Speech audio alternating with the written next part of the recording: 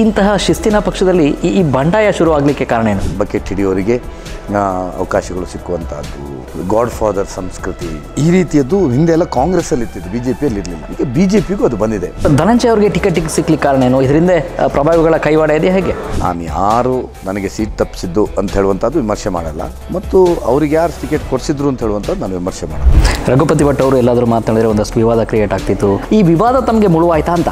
ಈ ಹಿಜಾಬ್ ಇಶ್ಯೂವನ್ನು ನಾವು ಯಾವುದೇ ಧರ್ಮದ ಎಗೇನ್ಸ್ಟ್ ಮಾಡಿದ್ದಲ್ಲ. ಬಿ ಜೆ ಪಿಯಲ್ಲಿ ಹಿಂದುತ್ವಕ್ಕೆ ಬೆಲೆ ಇಲ್ವಾ ಅಥವಾ ಹಿಂದುತ್ವದ ಪರ ಮಾತಾಡೋದ್ರಿಗೆ ಬೆಲೆ ಇಲ್ವಾ ಅಂತ? ಸಿ ಟಿ ರವಿ ಇರ್ಬೋದು, ಅನಂತಕುಮಾರ್ ಹೆಗ್ಡೆ ಇರ್ಬೋದು, ಇದೆಲ್ಲ ಇವತ್ತು ಹಿಂದುತ್ವಕ್ಕೋಸ್ಕರ ಗಟ್ಟಿ ನಿಂತವರಿಗೆ ಟಿಕೆಟ್ ತಪ್ಪಿಸ್ತಾ ಇದ್ದಾರೆ ಅಂತ ಹೇಳುವ ಭಾವನೆ ಸಾಮಾನ್ಯ ಕಾರ್ಯಕರ್ತರಲ್ಲಿ ಬಂದಿದೆ. ಅದಕ್ಕೋಸ್ಕರ ಕಾರ್ಯಕರ್ತರು ಈ ಸರ್ತಿ ನೀವು ಚುನಾವಣೆ ನಿಲ್ಲಬೇಕು ಅಂತೇಳಿ ನಮ್ಗೆ ಸ್ಪರ್ಧೆ ಮಾಡಿಸ್ತಾರೆ. ಹೀಗಾಗಿ ಈ ಎಲ್ಲ ಸಾಧನೆಗಳು ತಮ್ಮ ಗೆಲುವಿಗೆ ವರ ಆಗುತ್ತಾ? ನನ್ನ ಹತ್ರ ಹಣ ಇಲ್ಲ, ಜಾತಿ ಇಲ್ಲ, ಪ್ರಬಲ ಜಾತಿ ಅಲ್ಲ. ನನ್ನ ಹತ್ರ ಇರುವುದು ನಾನು ಶಾಸಕನಾಗಿ ಮಾಡಿದಂಥ ವಿಶಿಷ್ಟ ರೀತಿಯ ಕಾರ್ಯಕ್ರಮ.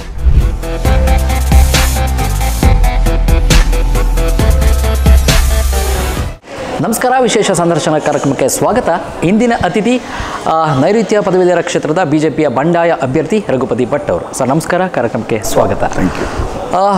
ತಾವು ಬಿಜೆಪಿಯ ಕಟ್ಟಾಳು ಅಪ್ಪಟ ಕಾರ್ಯಕರ್ತರು, ಬಿ ಜೆ ಪಿಯಲ್ಲಿ ಕಟ್ಟರ್ ಹಿಂದೂವಾದಿ. ಸೊ ಎಲ್ಲವೂ ಆಗಿದ್ದೀರಾ, ಬಿ ಜೆ ಪಿಗಾಗಿ ಸಾಕಷ್ಟು ದುಡ್ದಿದ್ದೀರಾ.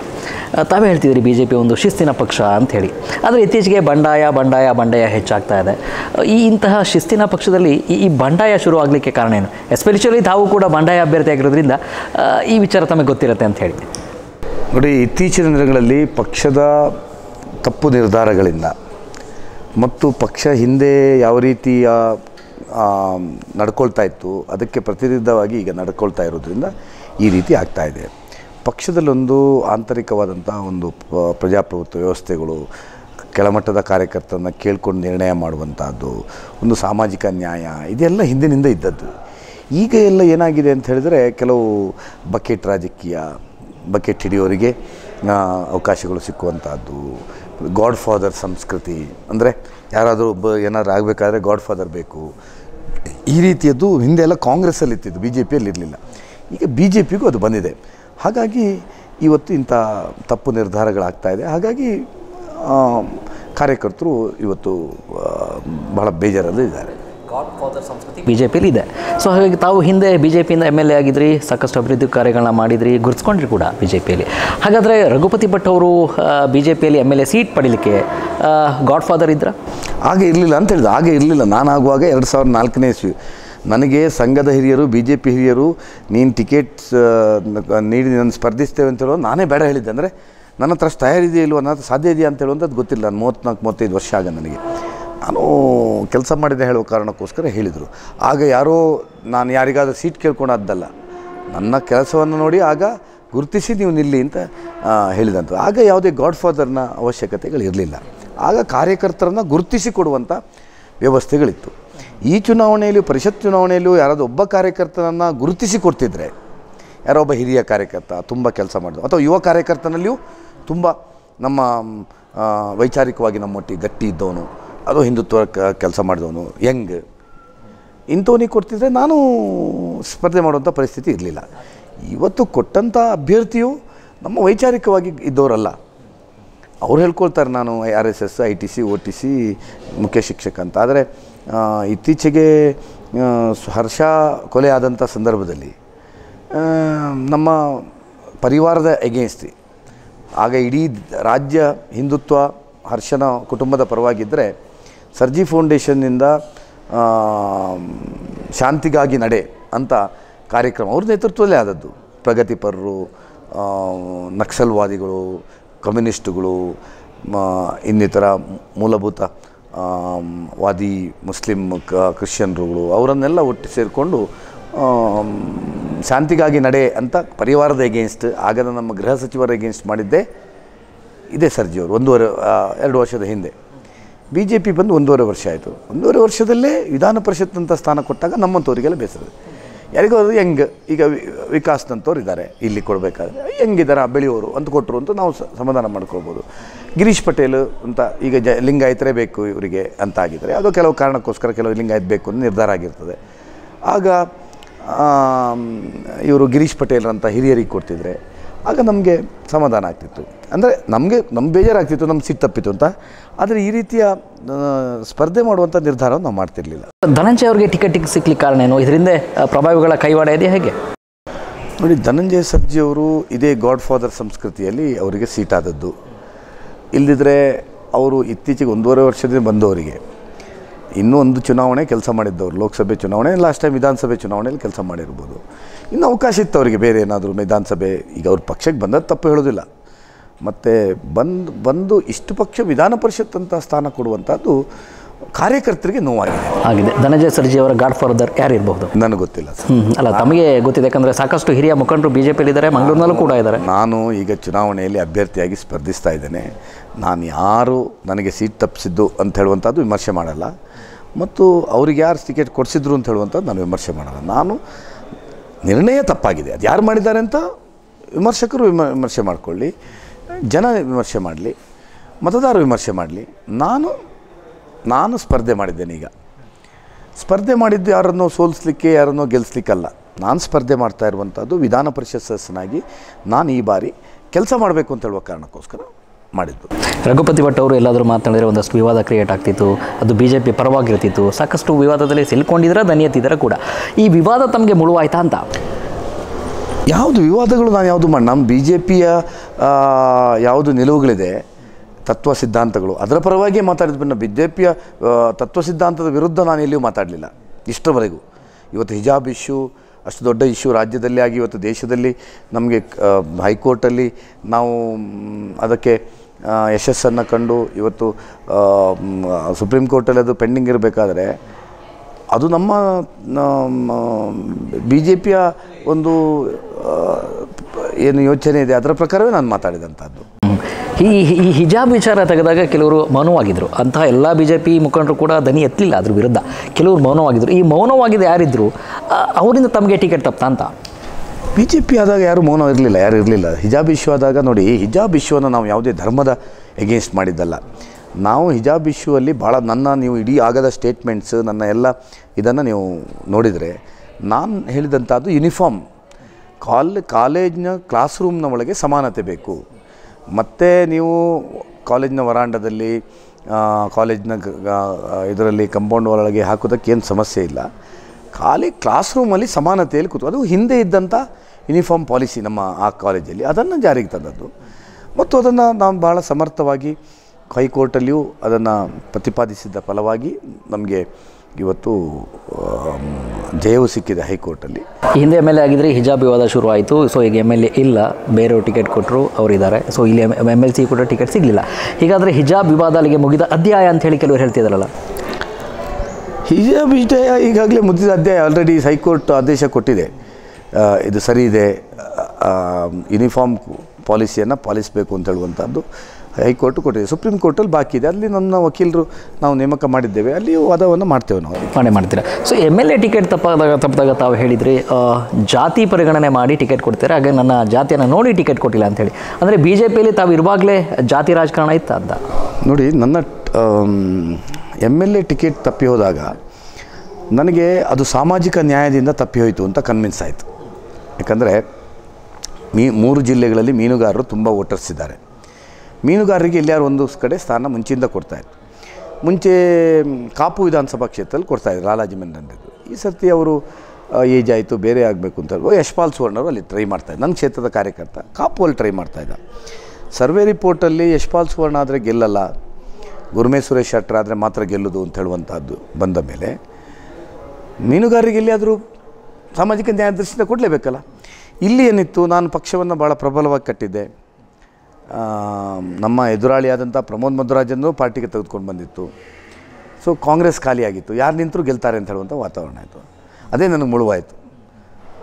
ಆಗ ಸಾಮಾಜಿಕ ನ್ಯಾಯವನ್ನು ಜಾರಿಗೆ ತರುವ ದೃಷ್ಟಿಯಿಂದ ಮೀನುಗಾರಿಗೆ ಕೊಡಬೇಕು ಅಂತ ಹೇಳುವ ಕಾರಣಕ್ಕೋಸ್ಕರ ಉಡುಪಿಯಲ್ಲಿ ಯಶ್ಪಾಲ್ ಸುವರ್ಣರಿಗೆ ಕೊಟ್ಟರು. ಆಗ ನಾನು ಸಮಾಧಾನ ಪಡ್ಕೊಂಡೆ. ಸಮಾಧಾನ ಅಂದರೆ ಖುಷಿ ಪಡಲಿಲ್ಲ, ತುಂಬ ಬೇಜಾರಾಗಿತ್ತು, ನಂಗೆ ಸುರಿಗೆ ಹೇಳ್ಬೋದಿತ್ತು ಅಂತ. ಆದರೆ ಸಾಮಾಜಿಕ ನ್ಯಾಯ ಒಂದು ಪಕ್ಷಕ್ಕೆ ಮಾಡಬೇಕಾಗ್ತದೆ, ಆ ದೃಷ್ಟಿ ತಪ್ಪಿತು. ಎರಡನೇದು, ಕೊಟ್ಟವನು ಒಬ್ಬ ಕಾರ್ಯಕರ್ತ, ಹಿಂದಿನಿಂದ ನಮ್ಮ ಒಟ್ಟೆ ಕಾರ್ಯಕರ್ತ ಆಗಿದ್ದು ಹೇಳೋ ಕಾರಣಕ್ಕೋಸ್ಕರ ಮನಸ್ಸಿಗೆ ಸಮಾಧಾನ ಆಯಿತು, ಕೆಲಸ ಮಾಡಿದೆವು. ಇದರಲ್ಲಿ ಎರಡರಲ್ಲೂ ನನಗೆ ಸಮಾಧಾನ ಆಗಲಿಲ್ಲ ಈ ಆಯ್ಕೆಯಲ್ಲಿ. ಯಾಕಂದರೆ ಒಂದು ಭೌಗೋಳಿಕವಾಗಿ ಉಡುಪಿ ಮಂಗಳೂರಿಗೆ ಕೊಡಬೇಕಿತ್ತು, ಹಿಂದೆ ಕರಾವಳಿ ಭಾಗಕ್ಕೆ ಅಥವಾ ಮಂಗಳೂರು ವಿಭಾಗ ಕೊಡಗು ಸೇರಿದಂತೆ ಶಿಕ್ಷಕರು ಕೊಡ್ತಾಯಿದ್ರು, ಮಲೆನಾಡಿಗೆ ಪದವೀಧರವನ್ನು ಕೊಡ್ತಾಯಿದ್ರು. ಈಗ ಸಾಮಾನ್ಯ 4 ದಶಕಗಳಿಂದ ಈ ಸಂಪ್ರದಾಯ ಇತ್ತು ಬಿ ಜೆ ಪಿಯಲ್ಲಿ. ಆದರೆ ಈ ಸರ್ತಿ NDA ಕಾರಣಕ್ಕೋಸ್ಕರ ಘಟ್ಟದ ಮೇಲೆ ಅಂದರೆ ಮಲೆನಾಡಿಗೆ ಶಿಕ್ಷಕರು ಕೊಟ್ಟ ಮೇಲೆ ಸ್ವಾಭಾವಿಕ ನ್ಯಾಯವಾಗಿ ನಮಗೆ ಕರಾವಳಿಗೆ ಪದವೀಧರ ಕೊಡಲೇಬೇಕಿತ್ತು. ಅದನ್ನು ಮೀರಿದರು, ಆ ಸಂಪ್ರದಾಯವನ್ನು ಮೀರಿದರು. ಕೊಡುವಾಗಲೂ ಒಬ್ಬ ಸೀನಿಯರ್ ಕಾರ್ಯಕರ್ತೆ ಕೊಡಲಿಲ್ಲ. ಹಾಗಾಗಿ ನಾನು ಈ ನಿರ್ಧಾರ ಮಾಡಿದೆ. ಸೊ MLC ಟಿಕೆಟ್ ತಪ್ಪಲಿಕ್ಕೆ ಈಗ JDS ಮತ್ತು BJP ಏನು ಹೊಂದಾಣಿಕೆ ಆಯಿತು, ಸೊ ಇದರಿಂದ ಏನಾದರೂ ತಮಗೆ MLC ಟಿಕೆಟ್ ತಪ್ಪುತ್ತಾ ಅಂತ ಹೇಳಿ ಅನ್ಸುತ್ತಾ? ಇಲ್ಲ, JDS ಮತ್ತು BJP ಹೊಂದಾಣಿಕೆ ಆಗಿದ್ದರೆ ನಂಗೆ ವರ ಆಗಬೇಕಿತ್ತು. ಯಾಕಂದರೆ ಮೇಲೆ ಕೊಟ್ಟ ಮೇಲೆ ಕೆಳಗೆ ನಂಬರ್ ಬೇಕಿತ್ತು. ಮಲೆನಾಡಿಗೆ ಒಂದು ಕೊಟ್ಟ ಮೇಲೆ ಅದೇ ಧೈರ್ಯದಲ್ಲಿದ್ದ ನಾನು. ಮಲೆನಾಡಿಗೆ ಮೇಲೆ ಒಂದು ಶಿಕ್ಷಕ ಕೊಟ್ಟ ಮೇಲೆ 2 ಅಲ್ಲಿ ಕೊಡಲ್ಲ, ಇಲ್ಲಿ ಕೊಡ್ತಾರೆ. ಕೊಟ್ಟಾಗ ನನ್ನ ಒಂದು ಹೆಸರೇ ಪರಿಗಣನೆ ಆಗ್ತದೆ. ಇಲ್ಲಿ ಕೆಲವರು ಕೇಳಿದವರಿದ್ದರು, ಆದರೆ ನಂದೇ ಆಗ್ತದೆ ಅಂತ ಹೇಳಿ ವಿಶ್ವಾಸ ಇತ್ತು. ಆದರೆ ಅದು ಟಿಕೆಟ್ ದಬ್ಬಿದಾಗ ರಾಜ್ಯ ಅಧ್ಯಕ್ಷರು ಕೇಳಲಿಲ್ಲ, ಶಾ ಅವರು ಕೇಳಲಿಲ್ಲ, ಜಿಲ್ಲಾ ಅಧ್ಯಕ್ಷರು ಕೂಡ ಕೇಳಿಲ್ಲ ಅಂತೇಳಿ ಒಂದು ಅಸಹಾಯಕತೆ ವ್ಯಕ್ತಪಡಿಸಿದ್ರು. ಅಂದರೆ ರಘುಪತಿ ಭಟ್ ಅವ್ರನ್ನೆಲ್ಲೋ BJPಯಲ್ಲಿ ಮೂಲಗುಂಪು ಮಾಡ್ತಿದ್ದಾರೆ ಅಂತ. BJPಯಲ್ಲಿ ಮೂಲಗುಂಪು ಮಾಡ್ತಾ ಇರ್ಬೋದು, ಅದು ನನಗೆ ಕೆಲವೊಮ್ಮೆ ಅನಿಸ್ತಾ ಇದೆ. ಯಾಕಂದರೆ ನೋಡಿ, ನಾನು MLA ಆಗಿ ಒಂದು ಸರ್ತಿಯೂ ಸೋಲದೆ, ಮೊನ್ನೆ ಸ್ಪರ್ಧಿಸುವಂಥ ಹಂತದಲ್ಲಿರುವಾಗ ನನ್ನ ಟಿಕೆಟ್ ತಪ್ಪಿ ಹೋದಾಗಲೂ ಪಕ್ಷದ ಪರವಾಗಿ ಕೆಲಸ ಮಾಡಿದ್ದೆ. ಆಗ ನನಗೆ ಇಲ್ಲ, ನಿಮ್ಮನ್ನು ಪಕ್ಷದಲ್ಲಿ ಗುರುತಿಸ್ತದೆ ಅಂತ ಹೇಳಿದವರು ಈಗ ವಿಧಾನ ಪರಿಷತ್ ಟಿಕೆಟು ಕೊಡಲಿಲ್ಲ, ಅಥವಾ ಒಂದು ಪಕ್ಷದಲ್ಲಿ ಒಂದು ಪದಾಧಿಕಾರಿಯು 1 ವರ್ಷದಲ್ಲಿ ಯಾವುದನ್ನು ಮಾಡಲಿಲ್ಲ, ನನ್ನ ಪಕ್ಷದ ಗುರುತಿಸ್ಕೊಳ್ಳಿಲ್ಲ. ಈಗ ನಾನು ಉಚ್ಚಾಟನೆ ಮಾಡ್ತಾ, ಎಂಥ ಉಚ್ಚಾಟನೆ ಮಾಡೋದು? ನಾನು ಸಾಮಾನ್ಯ ಕಾರ್ಯಕರ್ತ, ನಾನೇನು ಪದಾಧಿಕಾರಿ ಅಲ್ಲ, ನಾನೊಬ್ಬ ರಾಜ್ಯ ಕಾರ್ಯಕಾರಿಣಿ ಮೆಂಬರು ಅಲ್ಲ. ಸೊ ಹಾಗಾಗಿ ಮೂಲಗುಂಪು ಮಾಡಿದೆ ಅಂತ ನನಗೆ ಅನಿಸ್ತಾ ಇದೆ. ಹಾಗಾಗಿ ಈ ಸರ್ತಿ ನಾನು ಸ್ಪರ್ಧೆ ಮಾಡಿ ಮತದಾರರು ಏನು ಹೇಳ್ತಾರೆ ನನ್ನ ಬಗ್ಗೆ, ಮತದಾರರು ಅಥವಾ ಜನಸಾಮಾನ್ಯರಿಂದ ಹೇಳ್ತಾರೆ ಅಂತ ನಾನು ಇವತ್ತು ತೀರ್ಮಾನಕ್ಕೋಸ್ಕರ ನಿಂತೆ. BJPಯಲ್ಲಿ ಸಾಕಷ್ಟು ಕಟ್ಟರ್ ಹಿಂದುವಾದತ್ವ ಇದ್ರು. ನೀವಿರ್ಬೋದು, ನಳಿನ್ ಕುಮಾರ್ ಕಟೀಲ್ ಇರ್ಬೋದು, ಪ್ರತಾಪ್ ಸಿಂಹ ಇರ್ಬೋದು, CT ರವಿ ಕೂಡ ಇರ್ಬೋದು. ಯಾರಿಗೂ ಕೂಡ ಟಿಕೆಟ್ ಸರಿಯಾಗಿ ಕೊಡಲಿಲ್ಲ. ಅಂದರೆ BJPಯಲ್ಲಿ ಹಿಂದುತ್ವಕ್ಕೆ ಬೆಲೆ ಇಲ್ವಾ, ಅಥವಾ ಹಿಂದುತ್ವದ ಪರ ಮಾತಾಡೋದ್ರಿಗೆ ಬೆಲೆ ಇಲ್ವಾ ಅಂತ ಈಗ ಹಾಗೆ ಅನಿಸ್ತಾ ಇದೆ ನಮಗೆಲ್ಲ. ಅಂದರೆ ಯಾರು ಗಟ್ಟಿ ರಾಷ್ಟ್ರೀಯವಾದಿಗಳು ಹಿಂದುತ್ವವನ್ನು ಗಟ್ಟಿ ಇಟ್ಕೊಂಡು ಅವರ ನೋಡಿ, ನಮಗೆಲ್ಲ ಲೈಫ್ ಥ್ರೆಟ್ ಇದ್ದರು. ಹಿಜಾಬ್ ಇಶ್ಯೂ ಆದಾಗ ನಮಗೆ ಇಂಟರ್ನ್ಯಾಷನಲ್ ಥ್ರೆಟ್ಸ್ಗಳೆಲ್ಲ ಬಂದಿತ್ತು. ಅಂಥ ಸಂದರ್ಭವನ್ನು ಮೀರಿ ನಾವು ನಮ್ಮ ಇದನ್ನು ಹಿಂದುತ್ವ ಪರವಾಗಿ ಗಟ್ಟಿ ನಿಂತಿದ್ದೆವು. CT ರವಿ ಇರ್ಬೋದು, ಅನಂತಕುಮಾರ್ ಹೆಗ್ಡೆ ಇರ್ಬೋದು, ಇದೆಲ್ಲ ಇವತ್ತು ಅದು ನಮಗೆ ಈಗ ಎಲ್ಲ ಕಾರ್ಯಕರ್ತರಿಗೂ ಅನಿಸ್ಲಿಕ್ಕೆ ಶುರುವಾಗಿದೆ. ಯಾರೋ ಇತ್ತೀಚೆಗೆ ಬಂದವರಿಗೆ, ಯಾರೋ ಪ್ರಗತಿಪರರೊಟ್ಟಿಗೆ ಶಾಂತಿಗಾಗಿ ನಡಿಗೆ ಮಾಡಿದವರಿಗೆ ಟಿಕೆಟ್ ಕೊಡ್ತಾರೆ. ಹಿಂದುತ್ವಕ್ಕೋಸ್ಕರ ಗಟ್ಟಿ ನಿಂತವರಿಗೆ ಟಿಕೆಟ್ ತಪ್ಪಿಸ್ತಾ ಇದ್ದಾರೆ ಅಂತ ಹೇಳುವ ಭಾವನೆ ಸಾಮಾನ್ಯ ಕಾರ್ಯಕರ್ತರಲ್ಲಿ ಬಂದಿದೆ. ಅದಕ್ಕೋಸ್ಕರ ಕಾರ್ಯಕರ್ತ ಈ ಸರ್ತಿ ನೀವು ಚುನಾವಣೆ ನಿಲ್ಲಬೇಕು ಅಂತೇಳಿ ನಮ್ಗೆ ಸ್ಪರ್ಧೆ ಮಾಡಿಸ್ತಾರೆ. MLA ಟಿಕೆಟ್ ತಪ್ಪಿದ ಸಂದರ್ಭ ಕೆಲವರು ನಿಮ್ಮ ವಿರೋಧ ಪಕ್ಷದವರು ಹೇಳಿದರು, ರಘುಪತಿ ಭಟ್ ಅವ್ರನ್ನ ಬಳಸ್ಕೊಂಡ್ರು, ಹೋರಾಟಕ್ಕಾಗಿ ವಿವಾದಕ್ಕಾಗಿ ಬಳಸ್ಕೊಂಡ್ರು, ಸೋಗೆ ಎಸೆದ್ರು. ಅಂದರೆ ರಘುಪತಿ ಭಟ್ ಅವರು BJPನಲ್ಲಿ ಯೂಸ್ ಆ್ಯಂಡ್ ಥ್ರೋ ಆಗಿದ್ದಾರೆ ಅಂತ ಹೇಳಿ. ನೋಡೋಣ ಈಗ ಏನಾಗ್ತದೆ ಅಂತ. ಈಗ ಚುನಾವಣೆಯಲ್ಲಿ ನಿಂತಿದ್ದಾನಲ್ಲ ನಾನು, ಜನ, ಈ ಪದವೀಧರ ಕ್ಷೇತ್ರದ ಜನ ನಾನು ಮಾಡಿದಂಥ ಕೆಲಸ ಸಾಧನೆಯನ್ನು ನೋಡಿ ಗೆಲ್ಸಿದ ಮೇಲೆ ಯೂಸ್ ಆ್ಯಂಡ್ ಥ್ರೋ ಯಾರು ಅಂತ ನಾವೇನು ಥ್ರೋವಾ ಏನ ಅಂತ ಗೊತ್ತಾಗ್ತದೆ. ತಮ್ಮ ಹಿರಿಯ ಮುಖಂಡರು ಹೇಳ್ತಾರೆ ರಘುಪತಿ ಭಟ್ ಅವ್ರಿಗೆ ಟಿಕೆಟ್ ಕೊಡಲಿಲ್ಲ, ಸೊ ಕೆಲವು ಕಾರಣಗಳಿದ್ದಾವೆ. ಆದರೆ ರಘುಪತಿ ಭಟ್ ಅವರು BJP ತೊರೆಯಲ್ಲ, ಬಂಡಾಯ ಕೂಡ ಹೇಳಲ್ಲ ಅಂಥೇಳಿ. ಆದರೆ ಇದ್ದಕ್ಕಿದ್ದಂಗೆ ತಮ್ಮ ಬಂಡಾಯ ಎದ್ರಿ, ಸೊ ಏನು ಕಾರಣ ಇರ್ಬೋದು ಅಂತ ಅದಕ್ಕೆ? ಎಷ್ಟು ಸರ್ತಿ ಅಂತ ಟಿಕೆಟ್ ತಪ್ಪಿಸೋದನ್ನು ಕಾಯ್ತಾ ಹೋಗ್ಬೋದು. ಈಗ 2 ಸರ್ತಿ MLA ಟಿಕೆಟ್ ತಪ್ಪಿತ್ತು. 2013ರಲ್ಲಿ ತಪ್ಪಿತ್ತು, 23ರಲ್ಲಿ ತಪ್ಪಿತ್ತು. ಪಕ್ಷದ ಪರವಾಗಿ ಕೆಲಸ ಮಾಡಿದೆ. ಈಗಲೂ ಕೊಡ್ತೇನೆ ಅಂತ ಹೇಳಿ ತಪ್ಪಿದ್ದರಿಂದ ಮತ್ತು ನನಗೆ ಈ ಸರ್ತಿ ನಾನು ಮತದಾರರ ಮೇಲೆ ವಿಶ್ವಾಸ ಇಟ್ಟು, ಪದವೀಧರ ಮತದಾರರ ಮೇಲೆ ವಿಶ್ವಾಸ ಇಟ್ಟು ನಾನು ಈ ಸರ್ತಿ ಚುನಾವಣೆ ಸ್ಪರ್ಧೆ ಮಾಡಿದೆ. ಜನರು ನಾನು ಮಾಡಿದ ಕೆಲಸ, ಉಡುಪಿಯಲ್ಲಿ ಶಾಸಕನಾಗಿದ್ದಾಗ ನಾನು ಮಾಡಿದಂಥ ಅಭಿವೃದ್ಧಿಯ ಕೆಲಸಗಳು, ಇದನ್ನು ಗುರುತಿಸಿ ನಮಗೆ ಮತವನ್ನು ಕೊಡ್ತಾರೆ ಅಂತ ಹೇಳುವಂಥ ವಿಶ್ವಾಸದಲ್ಲಿ ನಾನು. ಹಿಂದೆ MLA ಟಿಕೆಟ್ ತಪ್ಪಿದಾಗ ಹೀಗೆ ಹೇಳಿದ್ರಿ, ನನಗೆ ಪಕ್ಷ ಮುಖ್ಯ, ಅಧಿಕಾರ ಮುಖ್ಯ ಅಲ್ಲ ಅಂಥೇಳಿ. ಆದರೆ ಈಗ ಅಧಿಕಾರ ಬೇಕು ಅಂಥೇಳಿ ಬಂಡಾಯ ಎದ್ದಿದ್ದೀರ. ಸೊ ನಿಮಗೆ ಪಕ್ಷ ಮುಖ್ಯ ಆಗುತ್ತಾ, ಇಲ್ಲಿ ಅಧಿಕಾರ ಮುಖ್ಯ ಆಗುತ್ತಾ? ನಾನು ಹಾಗೆ ಹೇಳಲೇ ಇಲ್ಲ, ಪಕ್ಷ ಮುಖ್ಯ ಅಧಿಕಾರ ಮುಖ್ಯ ಅಂತ ಹೇಳಲಿಲ್ಲ. ಸಾಮಾನ್ಯ ಕಾರ್ಯಕರ್ತನಾಗಿ ಇದ್ದೇನೆ, ಇರ್ತೇನೆ. ನಾನೇನು ಹೇಳಿದ್ದೇನೆ, ಆಗ ಹೇಳಿದ ಮಾತು ನನ್ನದೇ. ನಾನು BJPಯೇ, ನಾನು ಯಾವುದೇ ಪಕ್ಷಕ್ಕೆ ಹೋಗಲ್ಲ ಅಂತ ಹೇಳಿದ್ದೇನೆ. ನಾನು ಯಾವುದೇ ಪಕ್ಷಕ್ಕೆ ಹೋಗಲಿಲ್ಲ, ನಾನು BJPಯಾಗೇ ಇರ್ತೇನೆ ಅಂತ ಹೇಳಿದ್ದೇನೆ. ಈ ಚುನಾವಣೆಯಲ್ಲಿ ಯಾವುದೇ ಚಿಹ್ನೆ ಇಲ್ಲ, ಮತ್ತು ಈ ಚುನಾವಣೆಯಲ್ಲಿ ಯಾರೇ ಗೆದ್ದರೂ ಯಾವುದೇ ಸರ್ಕಾರ ರಚನೆ ಆಗಲ್ಲ.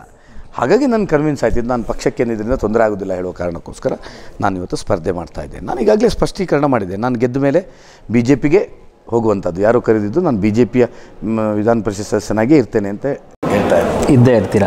ಸೊ ಹಿಂದೆ ಕೂಡ ಹೇಳಿದರೆ ಸ್ಪಷ್ಟಪಡಿಸಿದ್ರೆ ಕಾಂಗ್ರೆಸ್ಗೆ ನಾನು ಹೋಗಲ್ಲ, ನಾನು ಹೋದರೆ ನಾನು ಶವ ಹೋಗ್ಬೇಕಂತೇಳಿ, ಅಂದರೆ ತಾವು ಬಿ ಜೆ ಪಿಯಲ್ಲೇ ಇರ್ತೀರಾ ಅಂಥೇಳಿ ಸ್ಪಷ್ಟ ಆಯಿತು. ಚುನಾವಣೆ ಅಂದಾಗ ಒಂದಷ್ಟು ಬಹುಮತ ಬೇಕಿರುತ್ತೆ, ಸಹಮತ ಬೇಕಿರುತ್ತೆ, ತಮಗೆ ವ್ಯಾಲ್ಯೂ ಇರೋದ್ರಿಂದ ಈಗ ಕಾಂಗ್ರೆಸ್ ಪಕ್ಷದವರು ಅಥವಾ ಬೇರೆ ಪಕ್ಷದವರು ಕರೆದ್ರೆ ಹೋಗೋ ಚಾನ್ಸಸ್ ಇದೆಯಾ?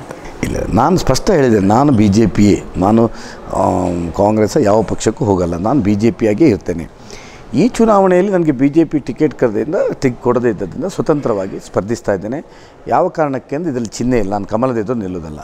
ಮತ್ತು ಇದು ಮೋದಿಯನ್ನು ಪ್ರಧಾನಿ ಮಾಡುವ ಚುನಾವಣೆ ಅಲ್ವಾ, ಅಥವಾ ಇದನ್ನು ವಿಧಾನಸಭೆಯಲ್ಲಿ ಸರ್ಕಾರ ರಚನೆ ಮಾಡುವ ಇಲೆಕ್ಷನ್ನೂ ಅಲ್ಲ. ಇದು ಒಬ್ಬರು ವಿಧಾನ ಪರಿಷತ್ ಸದಸ್ಯರಾಗುವಂಥ ಒಂದು ಚುನಾವಣೆ.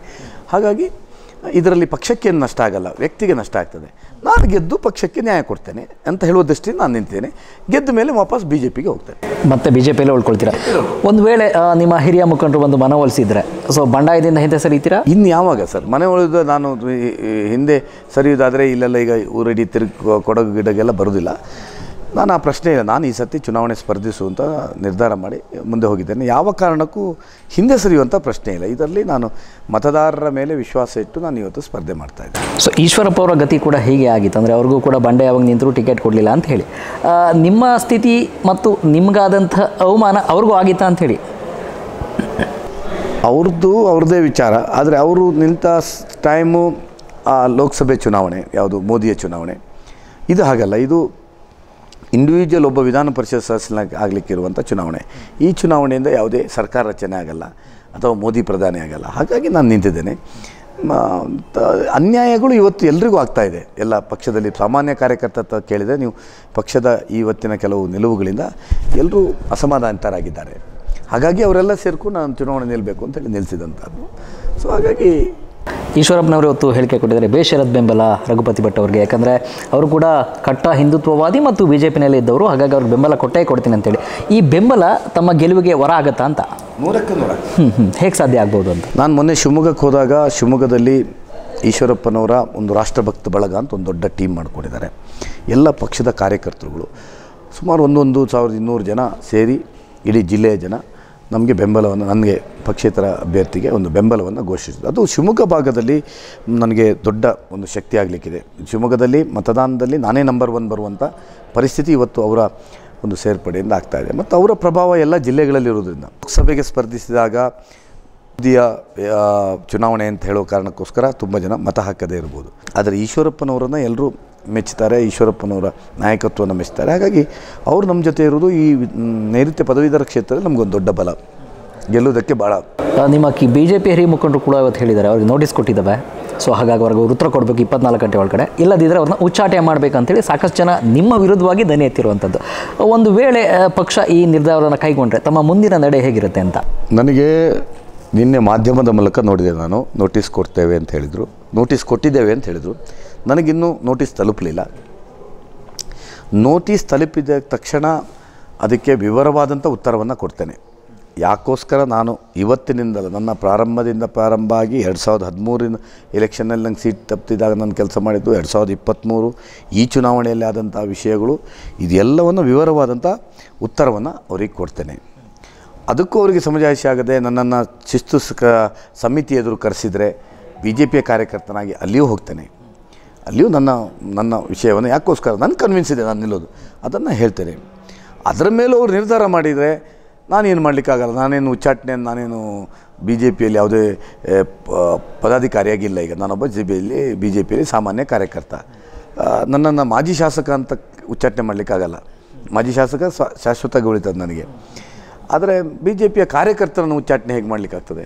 ನಾಳೆ ನಾನು ಜಿಲ್ಲಾ ಪಂಚಾಯತ್, ತಾಲೂಕು ಪಂಚಾಯತ್ ಚುನಾವಣೆ ಬಂದರೆ ಬಿ ಜೆ ಪಿ ಅಭ್ಯರ್ಥಿಯ ಪರವಾಗಿ ನಾನು ಮನೆ ಹೋಗಿ ಮತಯಾಚನೆ ಮಾಡ್ತೇನೆ. ಅವ್ರು ತಡಲಿಕ್ಕಾಗ್ತದೆ ನನ್ನನ್ನು? ನನಗೆ ಪೊಸಿಷನ್ ಕೊಡೋದೇ ಇರ್ಬೋದು, ಪೊಸಿಷನ್ ಈಗಲೂ ಕೊಡಲಿಲ್ಲ. ನಾನು ತ್ಯಾಗ ಮಾಡಿಯೂ 1 ವರ್ಷದಲ್ಲಿ ನನಗೆ ಒಂದು ರಾಜ್ಯ ಕಾರ್ಯಕಾರಿಣಿ ಮೆಂಬರ್ ಮಾಡಿದ್ದಾರೆ ಬಿ ಜೆ ಪಿದು, ಏನೂ ಮಾಡಲಿಲ್ಲ. ಇವತ್ತಿಗೂ ಬಿ ಜೆ ಪಿಲಿ ಇರ್ತೀರಾ? ಪಕ್ಷದ ಎಲ್ಲಿ ಕರೆದ್ರೂ ಹೋಗ್ತೀರಾ? ಪ್ರಚಾರಕ್ಕೆ ಹೋಗ್ತೀರಾ? ಈ ಚುನಾವಣೆ ಅಲ್ಲ, ಮುಂದಿನ ಚುನಾವಣೆಗಳಲ್ಲಿ ನಾನು ಬಿ ಜೆ ಪಿ. ಹಿಂದಿನ ಚುನಾವಣೆಯಲ್ಲಿ ರಘುಪತಿ ಭಟ್ ಅವ್ರನ್ನ ಕರೀಲೇ ಇಲ್ವಲ್ಲ ಪ್ರಚಾರಕ್ಕೆ? ಸರ್, ನಾನೊಬ್ಬ ಪ್ರಭಾವಿ ಸಂಘಟನೆಯಲ್ಲಿ ಗೊತ್ತಿರುವಂಥ ಒಬ್ಬ ಲೀಡರ್ಸ್ಗಳನ್ನು ಮಾತ್ರ ಹಾಕಿದ್ದು. ಅಲ್ಲಿ ಹಾಕಿದ್ದಾರೆ. ಉಡುಪಿಯಲ್ಲೂ ನಾನು ಕೆಲಸ ಮಾಡಿದ್ದೇನೆ ಈ ಸತಿ ಲೋಕಸಭೆಯಲ್ಲಿ. ವಿಧಾನಸಭೆ ಚುನಾವಣೆ ಅದರ ಮುಂಚೆ ಬಂದದ್ದು ವಿಧಾನಸಭೆ ಚುನಾವಣೆ. ಯಶ್ಪಾಲ್ ಸುವರ್ಣರನ್ನು ನನ್ನ ಕಾರ್ನಲ್ಲೇ ಕರ್ಕೊಂಡೋಗಿ ಬೆಳಿಗ್ಗೆ 6 ಗಂಟೆಯಿಂದ ಸಂಜೆವರೆಗೆ ಎಲ್ಲ ಕಡೆ ಪ್ರಚಾರ ನನ್ನ ನೇತೃತ್ವದಲ್ಲೇ ಆದದ್ದು ಆ ಚುನಾವಣೆ. ಇನ್ಯಾವ ಚುನಾವಣೆ, ನಗರಸಭೆ ಬೈ ಎಲೆಕ್ಷನ್ ಬಂದಿತ್ತು, ಅಲ್ಲಿಯೂ ಕೆಲಸ ಮಾಡಿದ್ದೀನಿ. ನಾನು ಎಲ್ಲ ಚುನಾವಣೆಯಲ್ಲಿ ಕೆಲಸ ಮಾಡ್ತೀನಿ. ಬಟ್ ಈಶ್ವರಪ್ಪನವರು ಬೇಷರತ್ ಬೆಂಬಲ ಕೊಟ್ಟರು, ಹಾಗಾಗಿ ಸಾಕಷ್ಟು ಜನ ಟಿಕೆಟ್ ವಂಚಿತರು ಏನಿದ್ದಾರೆ, ಈಗ ಪ್ರತಾಪ್ ಸಿಂಹ ಇರ್ಬೋದು, ಸಿ ಟಿ ರವಿ ಇರ್ಬೋದು, ಅನಂತಕುಮಾರ್ ಹೆಗಡೆ ಕೂಡ ಇರ್ಬೋದು, ಇವರು ನಿಮಗೆ ಬೆಂಬಲವಾಗಿ ನಿಲ್ತಾರೆ ಅಂತೇಳಿ ತಮ್ಗೆ ಅನ್ಸುತ್ತಾ? ನಾನು ಅವ್ರನ್ನ ಯಾರನ್ನೂ ಸಂಪರ್ಕಿಸಲಿಲ್ಲ. ಆದರೆ ಅವರೆಲ್ಲರ ನೈತಿಕ ಬೆಂಬಲ ನನ್ನ ಈ ಹೋರಾಟದಲ್ಲಿ ಮತ್ತು ಅವರ ಒಂದು ಸಹಭಾಗಿತ್ವ, ಅಂದರೆ ಸಿಂಪತಿ ನನ್ನ ಮೇಲೆ ಎಲ್ಲ ನಾಯಕರದ್ದು, ಅವರು ಮಾತ್ರ ಅಲ್ಲ, ಬಿ ಜೆ ಪಿಯ ಎಲ್ಲ ನಾಯಕರದ್ದು ಮತ್ತು ಬಿ ಜೆ ಪಿಯ ಎಲ್ಲ ಕಾರ್ಯಕರ್ತರದ್ದು ಇದೆ ಅಂತ ಹೇಳುವಂಥ ವಿಶ್ವಾಸ ನನಗಿದೆ. ಇಲ್ಲಿತ್ತು MLA ಟಿಕೆಟ್ ತಪ್ಪಿದಾಗಲೂ ಕೂಡ ನೀವು ಬಂಡಾಯ ನಿಲ್ಲಬೇಕಿತ್ತು, ನಿಲ್ಲಿಲ್ಲ, ಪಕ್ಷದ ಪರವಾಗಿ ನಿಂತಿರಿ. ಇವಾಗ ಪದವೀಧರ ಕ್ಷೇತ್ರವನ್ನು ಆಯ್ದುಕೊಳ್ಳಿಕ್ಕೆ ಏನು ಕಾರಣ ಅಂತ? ಅಲ್ಲ ನೋಡಿ, ಪದವೀಧರ ಆಯ್ಕೆ ಕಾರಣ ಏನು ಅಂದರೆ, ನಾನು MLA ಇದ್ದಾಗ ನಂಗೆ ಸೀಟ್ ತಪ್ಪಿತ್ತು. ಆಗ ಸಾಮಾಜಿಕ ನ್ಯಾಯಕ್ಕೋಸ್ಕರ ನಂಗೆ ಸೀಟ್ ತಪ್ಪಿತ್ತು ಅಂತಾಯಿತು. ಆಗ ಪಕ್ಷದ ಪ್ರಮುಖರು ನಿಮ್ಗೆ ಯಾವ ಅಪೇಕ್ಷೆ ಇದೆ ಹೇಳುವಾಗ ಅಲ್ಲಿ ಖಾಲಿ ಇತ್ತು. ಯಾರು ಐನೂರು ಮಂಜುನಾಥ್ ಅವರು JDS ಹೋಗಿ ಸ್ಪರ್ಧೆ ಮಾಡಿದರು ವಿಧಾನಸಭೆಗೆ. ಸೊ ಅವ್ರು ರಾಜೀನಾಮೆ ಕೊಟ್ಟಿದ್ದರು. ಇಮಿಡಿಯೇಟ್ ಖಾಲಿ ಇದ್ದದ್ದು ಅದು ಅಂತ ಹೇಳೋದು ನಾನು ಕೇಳಿದ್ದೆ. ಆಯಿತು ಅಂತ ಹೇಳಿದರು. ಬೈ ಎಲೆಕ್ಷನ್ ಬರಲಿಲ್ಲ. ಆಮೇಲೆ ಇದನ್ನು ಮತದಾರ ನೋಂದಣಿ ಮಾಡುವಾಗ ಸ್ವಲ್ಪ ಮಾಡಬೇಕು, ನಾನೆಲ್ಲ ಹಿರಿಯ ನಾಯಕರುಗಳ ಹತ್ರ ಕೇಳಿದ್ದೆ. ಅವರೆಲ್ಲರೂ ಆಯಿತು ನಿಮಗೆ ಕೊಡ್ತದೆ, ಮತ್ತು ಆಗಲೇ NDA ಒಟ್ಟಿಗೆ ಇದಾಗಿತ್ತು ಸಂಬಂಧ. ಸೊ ಮೇಲೆಗೆ ಶಿಕ್ಷಕರಿಗೆ ಹೋದ್ಮೇಲೆ ಸ್ವಾಭಾವಿಕವಾಗಿ ನಮ್ಗೆ ಸಿಗ್ತದೆ ಅಂತ ಹೇಳುವಂಥ ವಿಶ್ವಾಸ ನಮಗಿತ್ತು. ಆ ದೃಷ್ಟಿಯಿಂದ ನಾನು ವಿಧಾನ ಪರಿಷತ್ತಿಗೆ ಅಪೇಕ್ಷೆ ಪಟ್ಟದ್ದು. ಮತ್ತು ಅದರಲ್ಲಿ ಕೆಲಸ ಮಾಡಿದೆ. ಯಾವುದು ನೋಂದಣಿಗೆ ತುಂಬ ಕೆಲಸ ಮಾಡಿದೆ. ಆನಂತರ ಹೇಗೋ ಕೆಲಸ ಮಾಡಿದ್ದೇನೆ. ಈ ಸತಿ ಸ್ಪರ್ಧೆ ಮಾಡಿ ವಿಧಾನ ಪರಿಷತ್ ಸದಸ್ಯನಾದರೆ ಸ್ವಲ್ಪ ಜನರ ಕೆಲಸ ಮಾಡುವ, ಇಲ್ಲದ್ರೆ ಏನು ಮಾಡೋದು ಹೇಳಿ. ನಾನು ಇನ್ನೀಗ ನೆಕ್ಸ್ಟ್ ವಿಧಾನಸಭೆಯಲ್ಲಿ ಎಲ್ಲರೂ ನಮ್ಮಲ್ಲಿ 5 ಸ್ಥಾನ BJP ಇದೆ, ನಾವೇ ಗೆಲ್ಲಿಸಿದಂಥವ್ರು. ಅಲ್ಲಿ ಅವರು ಮತ್ತೊಮ್ಮೆ ಅವರೇ ಸ್ಪರ್ಧೆ ಮಾಡಲೇಬೇಕಾಗ್ತದೆ ಶಾಸಕರಾದಂಥವ್ರು. ಮತ್ತು ನಾನು ಇನ್ನೇನು, ನಾನೊಂದು ರಾಜಕೀಯ ನಿವೃತ್ತಿ ತಗೊಳ್ಬೇಕು, ಸಾಮಾನ್ಯ ಕಾರ್ಯಕರ್ತನಾಗಿರಬೇಕು. ಇದು ನನಗೆ ಆಲ್ರೆಡಿ ಕೆಲಸ ಮಾಡಿ ಮತ್ತು ಎಲ್ಲ ಪದವೀಧರರು ನನಗೆ ಸ್ವಲ್ಪ ಬೆಂಬಲವನ್ನು ವ್ಯಕ್ತಪಡಿಸಿದ ಒಮ್ಮೆ ನಿಲ್ಲೋಣ ಅಂತ ಹೇಳುವ ಕಾರಣಕ್ಕೋಸ್ಕರ. ಹಾಗಾಗಿ ಸೊ ಇಲ್ಲಿ ನೋಡಿ, 2 ಅಭ್ಯರ್ಥಿಗಳು ಕೂಡ BJP ಅಭ್ಯರ್ಥಿ, ಅಂದರೆ ನೀವು ಬಂಡಾಯ ಇದ್ದರೂ ಕೂಡ BJP ಪರವಾಗೇ ಇದ್ದೀರಾ, ನಿಮ್ಮ ಧನಂಜಯ ಅವರು ಕೂಡ BJP ಪರವಾಗೇ ಇದ್ದಾರೆ. ಈ ಇಬ್ಬರು ಇರೋದ್ರಿಂದ ವೋಟ್ ಡಿವೈಡ್ ಆಗಿ ಕಾಂಗ್ರೆಸ್ಗೆ ಇದು ವರ ಆಗ್ಬೋದು ಅಂತ ಹೇಳಿ ಅನ್ಸಲ್ವಾ? ಇಲ್ಲ, ಹಾಗೇನು ಅನ್ಸಲ್ಲ. ಯಾಕಾಗಿ? ನನಗೆ ವಿಶ್ವಾಸ ಇದೆ ಮತದಾರರ ಮೇಲೆ. ನಾನು ತುಂಬ ಕಾಂಟ್ಯಾಕ್ಟ್ ಮಾಡಿದ್ದೇನೆ.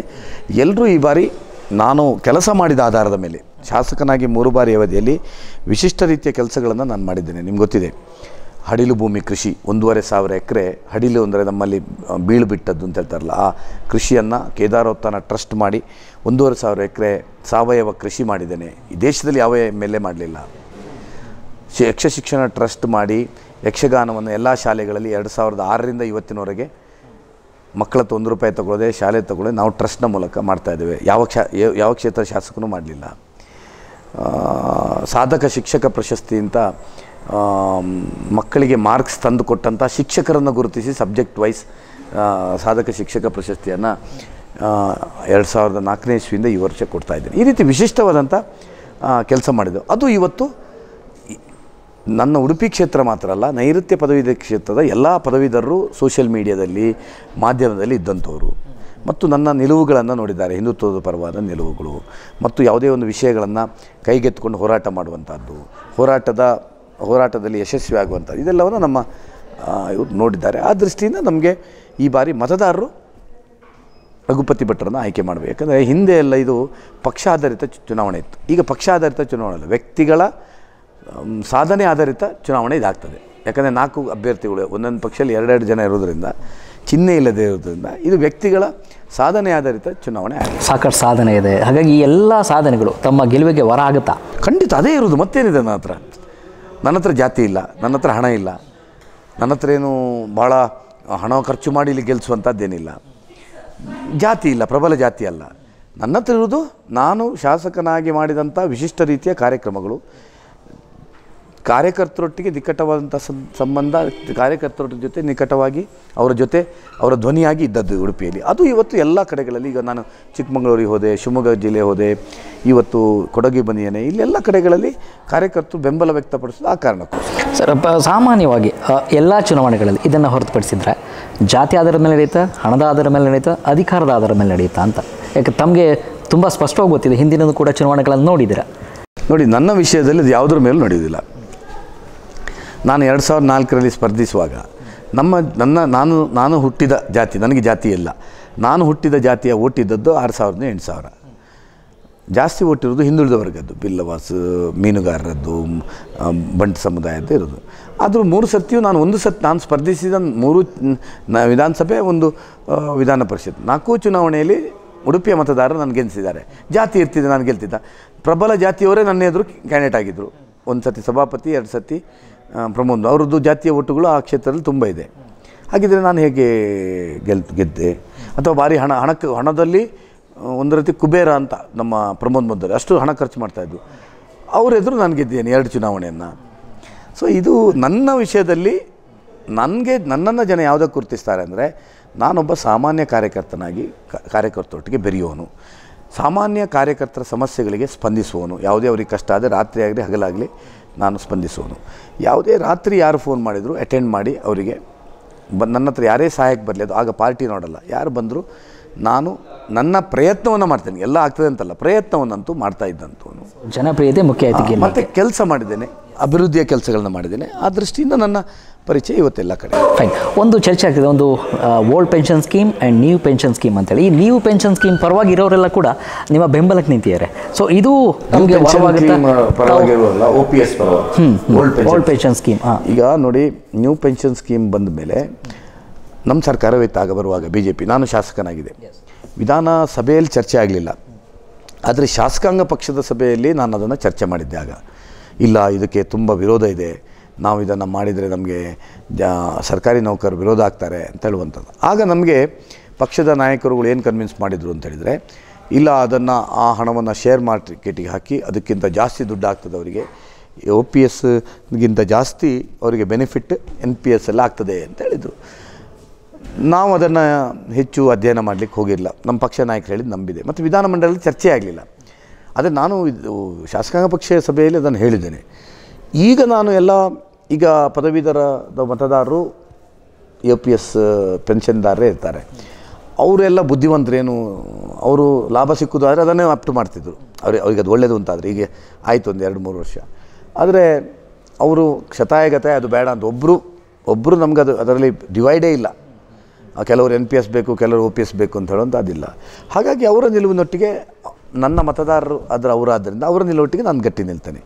ಒಂದು ವಿಶ್ವಾಸವನ್ನು ನಾನು ಹೇಳಬಲ್ಲೆ, ಇಷ್ಟವರೆಗೆ ನಾನು ಉಡುಪಿ ವಿಧಾನಸಭಾ ಕ್ಷೇತ್ರದ ಶಾಸಕ, ಆಗ ನನ್ನ ಬೇರೆ ಬೇರೆ ಅಭಿವೃದ್ಧಿಯ ಬಗ್ಗೆ ನೋಡಲಿಕ್ಕೆ, ಇನ್ನೂ ಪದವೀಧರ ಕ್ಷೇತ್ರದ ಪ್ರತಿನಿಧಿ ನಾನು. ಇದು ನನಗೆ ಮೇಯ್ನ್ ಇಶ್ಯೂ ಆಗ್ತದೆ. ಇದು ಪದವೀಧರರಿಗೆ ಸಂಬಂಧಪಟ್ಟಂಥ ಇಶ್ಯೂಸ್ಗಳು. ನಾನು ರಾಜ್ಯದಲ್ಲಿ ವಿಧಾನ ಪರಿಷತ್ನಲ್ಲಿ ಇದನ್ನು ಗಟ್ಟಿ ಧ್ವನಿಯಲ್ಲಿ ಅವರ ಪರವಾಗಿ ವಾದ ಮಾಡುವಂಥದ್ದು ಶಕ್ತಿ ನನಗೆ ದೇವರು ಕೊಟ್ಟಿದ್ದಾನೆ. ಖಂಡಿತವಾಗಿ ಅವರ ಪರವಾಗಿ ಅವ್ರಿಗೆ ನಿಲ್ತೇನೆ ಮತ್ತು ನಾನು ಪರವಾಗಿ ನ್ಯಾಯ ಕೊಡ್ತೀನಿ. ಹಿಂದೆ ಕೇಂದ್ರದಲ್ಲೂ BJP ಇತ್ತು, ರಾಜ್ಯದಲ್ಲೂ BJP ಇತ್ತು. ಆಗ ಓಲ್ಡ್ ಪೆನ್ಷನ್ ಸ್ಕೀಮ್ನ ಜಾರಿಗೆ ತರಲಿಕ್ಕೆ ಆಗಲಿಲ್ಲ, ತಮ್ಮ ಪಕ್ಷದವರು ಬಿಡಲಿಲ್ಲ. ಸೊ ಈಗ ಕಾಂಗ್ರೆಸ್ ಸರ್ಕಾರ ಇದೆ, ಸಾಧ್ಯ ಆಗುತ್ತಾ ಈ ಯೋಜನೆ ಜಾರಿಗೆ ಬರಲಿಕ್ಕೆ ಅಂತ? ಅಲ್ಲ, ಈಗ ಕಾಂಗ್ರೆಸ್ ಇದ್ದರೂ ಸಹಿತ ವಿಧಾನ ಪರಿಷತ್ತಲ್ಲಿ ನಾವೊಂದು ಗಟ್ಟಿ ಧ್ವನಿಯಾಗಿ ಅದನ್ನು ಹೋರಾಟವನ್ನು ಎಲ್ಲ ಒಟ್ಟಿಗೆ ಮಾಡಿದರೆ ಖಂಡಿತವಾಗಿ ಆಗದಿದ್ದಂಥದ್ದು ಯಾವುದು ಅಂತೇನಿಲ್ಲ. ಪಕ್ಷದ ಇದನ್ನು ನಾವು ಸರ್ಕಾರದ ಪ್ರತಿನಿಧಿಗಳನ್ನು ಮನವೊಲಿಸಲಿಕ್ಕೆ ಪ್ರಯತ್ನ ಮಾಡ್ಬೋದು. ನಾನೇನು ಹೇಳಿದ್ದು, ನಾನು ಮಾಡಿಕೊಡ್ತೇನೆ ಅಂತ ಹೇಳಿಲ್ಲ, ನನ್ನ ಹತ್ರ ಆ ಅಧಿಕಾರದಲ್ಲಿಲ್ಲ. OPSನ ಪರವಾಗಿ ನಾನು ಗಟ್ಟಿ ಧ್ವನಿಯಾಗಿ ವಿಧಾನ ಪರಿಷತ್ತಲ್ಲಿ ನಿಲ್ತೇನೆ ಅಂತ ಹೇಳಿದ್ದೀನಿ. ಖಂಡಿತವಾಗಿ ಅದನ್ನು ಪರಿಣಾಮಕಾರಿಯಾಗಿ ಜಾರಿ ಆಗೋದು ಬಿಡೋದು ಸರ್ಕಾರಕ್ಕೆ ಬಿಟ್ಟದ್ದ ಅಲ್ಲ, ಜಾರಿ ಆಗೋದು ಖಂಡಿತ ನಾನು ಅದನ್ನು ಮಾಡಲಿಕ್ಕಾಗಲ್ಲ. ಬಟ್ ನನ್ನ ನಿಲುವು ಸ್ಪಷ್ಟವಾಗಿ ಅವರ ಜೊತೆ ಹೋರಾಟ ಮಾಡಿ ಅವ್ರ ಜೊತೆ ಇರ್ತೇನೆ ಅಂತ ಹೇಳುವಂಥದ್ದು.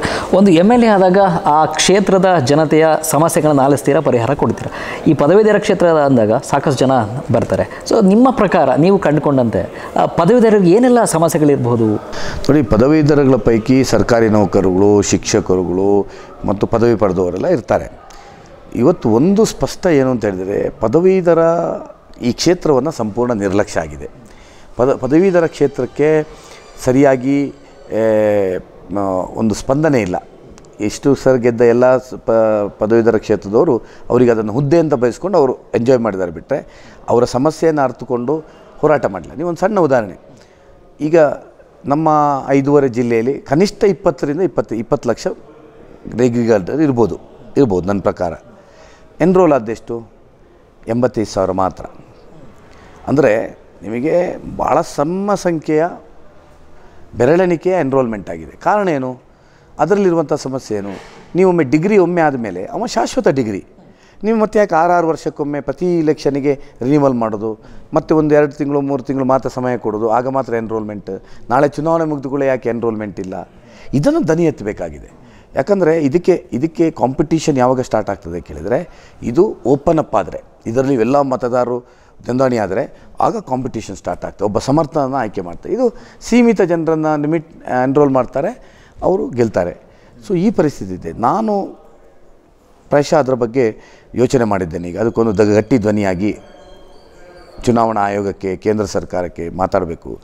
ನೀವು ಡಿಗ್ರಿಯಲ್ಲಿ ಯೂನಿವರ್ಸಿಟಿ ಮುಗಿದು ಕೂಡಲೇ, ನೀವು ಡಿಗ್ರಿ ಮುಗಿದು ಆಗಲೇ ಎನ್ರೋಲ್ಮೆಂಟ್ ಸ್ಟಾರ್ಟ್ ಆಗಬೇಕು. ಅಲ್ಲೇ ನೀವು ಪುನಃ ಇದು ಅಂತ ಬೇಕಾಗಿ, ಯಾಕಂದರೆ ಡಿಗ್ರಿ ಕೊಡುವವರು ಯೂನಿವರ್ಸಿಟಿಯವರು. ಸೊ ಅವರನ್ನು ಮತದಾರ ಪಟ್ಟಿಗೆ ಅವರೇ ಸೇರಿಸಿ ಬಿಡ್ಬೋದಲ್ಲ.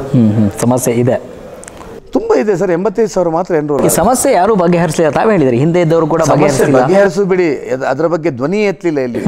ಈ ನಿಮ್ಮ ಪಕ್ಷದ ಬೆಂಬಲಿತ ಅಭ್ಯರ್ಥಿಗಳಿದ್ರು, ಅವರೇ ಗೆದ್ದಿದ್ರು, ಅವರು ಧ್ವನಿ ಎತ್ತಿಲ್ವಾ? ಯಾರೂ ಎತ್ತಲಿಲ್ಲ ಸರ್, ಅದಕ್ಕೆ ಹೇಳ್ತಾ ಇರೋದು. ಈ ಬಾರಿ ತಾವು ಧ್ವನಿ ಎತ್ತಿದ್ದೀರಾ? ಖಂಡಿತ. ನಾನಂತೂ ವಿಧಾನ ಪರಿಷತ್ನ ಕೆಲವು ಸಮಸ್ಯೆಗಳಿಗೆ OPS ಹೇಳಿದೆ. ಈಗ ನಂದೊಂದು ಯೋಜನೆ ಇದೆ, ಪದವೀಧರರ ಒಂದು ನೆಟ್ವರ್ಕ್ ಡಾಟಾಬೇಸನ್ನು ಕ್ರಿಯೇಟ್ ಮಾಡೋದು. ಅಂದರೆ ನಮ್ಮ ನೈಋತ್ಯ ಪದವೀಧರ ಕ್ಷೇತ್ರ ಒಂದು ಡಾಟಾ ಬಿಟ್ಟು ಈಗ ನಮಗೆಲ್ಲ ಚುನಾವಣೆಯಲ್ಲಿ ಸಿಗ್ತದೆ. ಆ ಮೂಲಕ ಒಂದು ಸಂಪರ್ಕ ಸಾಧನವನ್ನು ಮಾಡಿ ಪದವೀಧರರ ಒಳಗೆ ಒಂದು ಸಂವಾದ, ಒಂದು ಸಹಕಾರ. ಈಗ ಯಾರು ಹೊಸೊಬ್ಬ ಪದವೀಧರ ಹೊರಗೆ ಬರೋದಾದರೆ, ಹಳೆಯ ಪದವೀಧರ ಒಬ್ಬ ಬೇರೆ ಯಾವುದೋ ಕಂಪನಿಯಲ್ಲಿರ್ತಾನೆ, ಇವನಿಗೆ ಜಾಬ್ ಇಲ್ದಿರೆ ಜಾಬ್ ಲಿಂಕ್ ಮಾಡಿ ಅವನು ಯಾವುದೋ ಜಾಬ್ ಕೊಡೋ ಪೊಸಿಷನ್ಲಿರ್ತಾನೆ, ಇವ ನಮ್ಮ ಕ್ಷೇತ್ರದ ತಗೊಳ್ಳೋ ಈ ರೀತಿಯ ಒಂದು ನೆಟ್ವರ್ಕ್ ಡಾಟಾಬೇಸನ್ನು ಒಂದು ನಿರ್ಮಾಣ ಮಾಡಿ ಅದಕ್ಕೊಂದು ನಾನು ಒಂದು ವೇದಿಕೆಯನ್ನು ನಿರ್ಮಾಣ ಮಾಡಬೇಕು. ನಿಮ್ಮ ಬೆಂಬಲಿಗರನ್ನ ಕೆಲವು ಮಾತಾಡಿದಾಗ ಅವರು ಗೆಲ್ತಾರೆ ಅನ್ನೋದಕ್ಕಿಂತ ಗೆಲ್ಲಿಸಬೇಕು ಅನ್ನುವ ಹಂಬಲ ಇತ್ತು ಅವರಲ್ಲಿ. ಹಾಗಾಗಿ ತಮಗೆ ಗೆಲ್ಲುವ ವಿಶ್ವಾಸ ಇದೆಯಾ? 100ಕ್ಕೆ 100. ನಾನು ಹೇಳಿದ್ದಲ್ಲ, ನಾನು ಸೋಲಿಗೆ ನಿಂತದ್ದು ಅಲ್ವೇ ಅಲ್ಲ. ನಾನು ಗೆಲ್ತೇನೆ, ಗೆಲ್ಲಿಕ್ಕೆ ನಿಂತದ್ದು, ಮತ್ತು ಕೆಲಸ ಮಾಡಲಿಕ್ಕೆ ನಿಂತದ್ದು ನಾನು. ಮತ್ತು ಯಾರನ್ನು ಸೋಲಿಸ್ಲಿಕ್ಕೆ ನಿಂತದ್ದಲ್ಲ, ಯಾರಿಗೋ ಕಲಿಸ್ಲಿಕ್ಕೆ ನಿಂತದ್ದಲ್ಲ. ನಾನು ಗೆದ್ದು ವಿಧಾನ ಪರಿಷತ್ನ ಸದಸ್ಯನಾಗಬೇಕು ಅಂತಲೇ ಕೆಲಸ ಮಾಡಿದ್ವಿ. ವಿಧಾನ ಪರಿಷತ್ನಾಗ ಕೆಲಸ ಮಾಡಬೇಕು. ನೀವು ಮಾದರಿ MLA ಆಗಿದ್ದೀರಿ, ಉಡುಪಿನಲ್ಲಿ ಸಾಕಷ್ಟು ಕೆಲಸ ಮಾಡಿದ್ದೀರಾ. ಸೊ ಮಾದರಿ MLA ಆಗಿದ್ದೇನೆ, ಮಾದರಿ MLC ಹಾಗೆ MLC ಆದರೆ ಈ ಮಾದರಿಯ ಕೆಲಸಗಳೇನೆಲ್ಲ ಮಾಡ್ಬೋದು, ತಮ್ಮ ಪ್ಲ್ಯಾನ್ ಏನಿದೆ ಅಂತ? ಅಲ್ಲ, ಮೇಜರಾಗಿ ನಾನು ಹೇಳಿದಲ್ಲ, ಚುನಾವಣೆಯ ಈ ವೋಟಿಂಗ್ ಪ್ಯಾಟರ್ನನ್ನು ಸರಿ ಮಾಡುವಂಥದ್ದು ಇರ್ಬೋದು, ಪದವೀಧರ ಸಮಸ್ಯೆಗಳು ಸಾಕಷ್ಟು ಇರುವಂಥದ್ದು, OPS, ಇದೆಲ್ಲದ ಬಗ್ಗೆ ನಾನು ಧ್ವನಿಯಾಗಿರ್ತೆ. ಮತ್ತು ನಿರಂತರವಾಗಿ 5 ಜಿಲ್ಲೆಗಳಲ್ಲಿಯೂ ನನ್ನ ಒಂದು ನಿಕಟವಾದಂಥ ಸಂಪರ್ಕಗಳನ್ನು ಕಾರ್ಯಕರ್ತರ ಜೊತೆ ಇಟ್ಕೊಳ್ತೇನೆ. ಅದಂತೂ ನಾನು ಅಶ್ಯೂರ್ ಮಾಡ್ತೇನೆ. ನಾನು ಒಮ್ಮೆ ಈಗ ಗೆದ್ದ ಮೇಲೆ ಮತ್ತೆ ಬರದೇ ಇರೋದು ಆ ಪ್ರಶ್ನೆ ಇಲ್ಲ. ಬಂದ ಮೇಲೆ ನಾನು ಮುಂದೆ ನಿರ್ಧರಿತ ದಿನಗಳಂದು ಪ್ರತಿ ಜಿಲ್ಲೆಗಳಿಗೆ ಬಂದು ನಮ್ಮನ್ನು ಗೆಲ್ಲಿಸಿದವ್ರನ್ನ, ಮತದಾರರನ್ನು ಮತ್ತು ಇಲ್ಲಿಯ ಸಮಸ್ಯೆಗಳನ್ನು ಅರ್ಥಕೊಂಡು, ಈಗ ಕೊಡಗಿನ ಬಗ್ಗೆ ನನಗೇನು ಸಮಸ್ಯೆ ಗೊತ್ತಿಲ್ಲ ಇಷ್ಟುವರೆಗೆ. ವಿಧಾನ ಪರಿಷತ್ ಸದಸ್ಯ ಪದವೀಧರ ಆದ್ಕೊಳ್ಳಿ, ಪದವೀಧರದ ಬಗ್ಗೆ ಮಾತಾಡಬೇಕು ಅಂತಲೇ ಏನಿಲ್ಲ. ಕೊಡಗಿನ ಗೆಲ್ಲುವಂಥ ಸಮಸ್ಯೆಗಳ ಬಗ್ಗೆ ವಿಧಾನ ಪರಿಷತ್ತಲ್ಲಿ ಮಾತಾಡ್ಬೋದು. ಅಲ್ಲಿ ಅವಕಾಶಗಳು ಜಾಸ್ತಿ. ವಿಧಾನಸಭೆಯಲ್ಲಿ 225 ಜನರ ಮಧ್ಯೆ ಮಾತಾಡಬೇಕು, ವಿಧಾನ ಪರಿಷತ್ತಲ್ಲಿ 75 ಜನರ ಮಧ್ಯೆ ಮಾತಾಡಲಿಕ್ಕೆ ತುಂಬ ಅವಕಾಶ ಸಿಗ್ತದೆ. ಮತ್ತು ಧ್ವನಿ ಎತ್ತಲಿಕ್ಕೆ ಆಗ್ತದೆ. ಕೊಡಗಿನ ಸಮಸ್ಯೆಯನ್ನು ನಾನು ಅಧ್ಯಯನ ಮಾಡಿ ಅದನ್ನು ಧ್ವನಿ ಎತ್ತುವಂಥ ಕೆಲಸ. ಅಂದರೆ ನಿಮ್ಮ ಕ್ಷೇತ್ರಕ್ಕೆ ಸೀಮಿತ ಆಗಿಲ್ಲ, ಎಲ್ಲ ಜಿಲ್ಲೆಗಳ ಸಮಸ್ಯೆಗಳು ಮಾತ್ರ ಇತ್ತು. ಇನ್ನು ಕೊಡಗು ನನ್ನ ಕ್ಷೇತ್ರವೇ ಆಗೋದ್ರಿಂದ ಇಲ್ಲಿಯ ಸಮಸ್ಯೆಗಳು ನನ್ನ ಸಮಸ್ಯೆಗಳಾಗ್ತದೆ. ನನ್ನ ಸ್ವಭಾವ ಹೇಗೆ ಅಂದರೆ, ಯಾವುದೇ ಒಂದು ಸಮಸ್ಯೆಯನ್ನು ನನ್ನ ಸಮಸ್ಯೆ ಅಂತ ನಾನು ಅದನ್ನು ಓನ್ ಮಾಡ್ಕೊಳ್ತೇನೆ ಫಸ್ಟ್. ಆಗ ನಮಗೆ ಅದರ ಬಗ್ಗೆ ಕೆಲಸ ಮಾಡಲಿಕ್ಕಾಗ್ತದೆ. ಯಾರ್ದೋ ಸಮಸ್ಯೆ ಅಂತ ನಾನು ಕೆಲಸ ಮಾಡಲ್ಲ.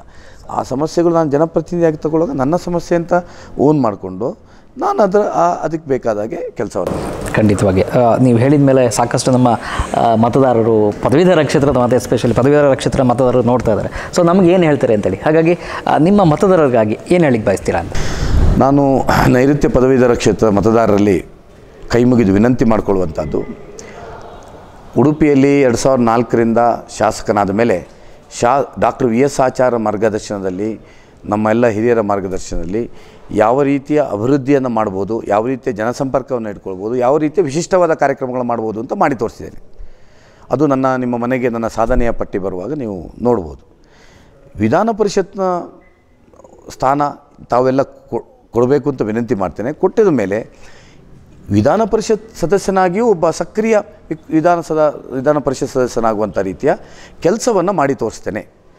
ಹಾಗಾಗಿ ನೀವು ನನಗೆ ಈ ಚುನಾವಣೆಯಲ್ಲಿ ಇದರಲ್ಲಿ ಚಿಹ್ನೆ ಇಲ್ಲ, ನನ್ನ ಹೆಸರಿನ ಎದುರಲ್ಲಿ ಒಂದು ಅಂತ ಹಾಕಿ ಪ್ರಥಮ ಪ್ರಶಸ್ತಿ ಮತವನ್ನು ನೀಡಿ ನಾನು ಗೆಲ್ಲಿಸಬೇಕು.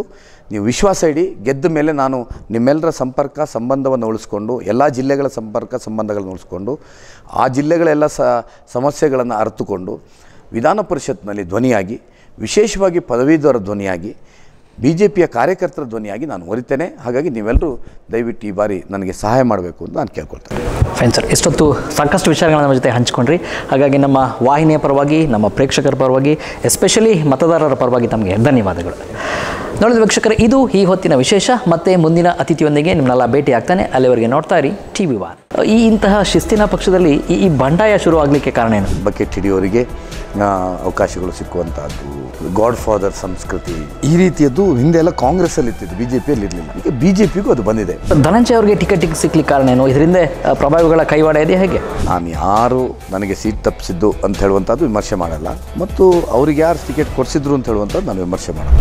ರಘುಪತಿ ಭಟ್ ಅವರು ಎಲ್ಲಾದರೂ ಮಾತನಾಡಿದರೆ ಒಂದಷ್ಟು ವಿವಾದ ಕ್ರಿಯೇಟ್ ಆಗ್ತಿತ್ತು. ಈ ವಿವಾದ ತಮಗೆ ಮುಳುವಾಯ್ತಾ ಅಂತ? ಈ ಹಿಜಾಬ್ ವಿಶ್ವವನ್ನು ನಾವು ಯಾವುದೇ ಧರ್ಮದ ಎಗೇನ್ಸ್ಟ್ ಮಾಡಿದ್ದಲ್ಲ.